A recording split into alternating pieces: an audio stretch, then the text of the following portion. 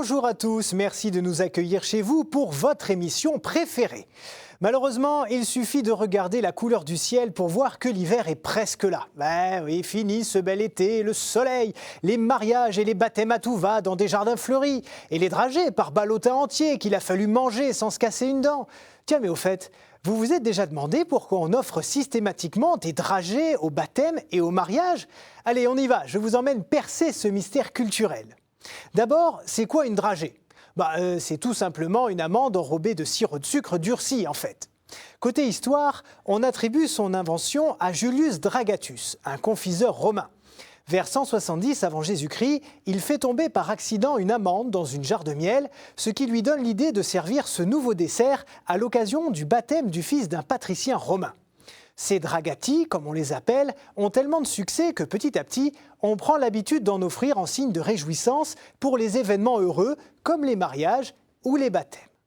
Mais allons encore plus loin. Je vous le disais, la dragée est faite avec une amande et selon la croyance populaire, c'est le symbole universel de la fertilité. Eh bien justement, d'où ça vient ça ? Il était une fois Phyllis, une princesse du royaume de Thrace, et Démophon, le fils du héros Thésée.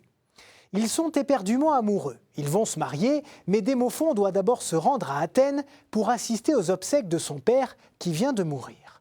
Avant de partir, il promet à sa future femme de revenir pile poil pour la date de la cérémonie. Mais Démophon a un peu mal calculé son coup et revient en fait 3 mois plus tard. De son côté, Phyllis n'y croit plus, vous vous en doutez. Elle désespère de le voir rentrer un jour et de tristesse, elle se pend. Tout là-haut dans l'Olympe, les dieux sont émus par cet amour sans faille et décident de la transformer en amandier. Quand Démophon rentre enfin, il trouve cet arbre et comprend que sa bien-aimée n'est plus. Torturé par le chagrin, il lui offre alors un sacrifice en lui déclarant son amour éternel et comme par magie, l'amandier fleurit, d'où cette symbolique de l'amour éternel et de la fertilité qui sont évidemment des images associées au mariage. Si on se penche sur la Bible, on trouve des références concrètes à l'amande et à la fertilité. C'est l'Exode. Les Hébreux marchent dans le désert depuis bien trop longtemps à leur goût et ils se plaignent à Moïse ainsi qu'à Aaron, son grand prêtre. Les chefs de tribu remettent en fait en cause leur autorité et surtout, ils ne supportent pas qu'ils aient été choisis par Dieu pour mener l'Exode. Du coup, pour leur prouver qu'il s'agit bien d'une volonté du Créateur lui-même, Moïse demande à tous les chefs de tribu et à Aaron de prendre un bâton et de le poser dans la tente du rendez-vous. C'est là où Dieu a pris pour habitude de se manifester à lui.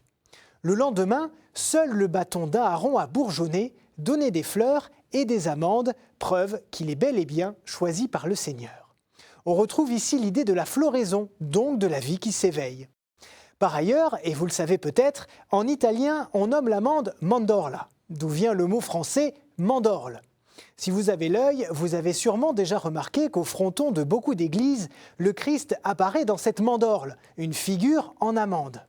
C'est en fait une intersection de 2 cercles qui symbolisent la terre et le ciel, avec le Christ qui nous fait passer de l'un à l'autre.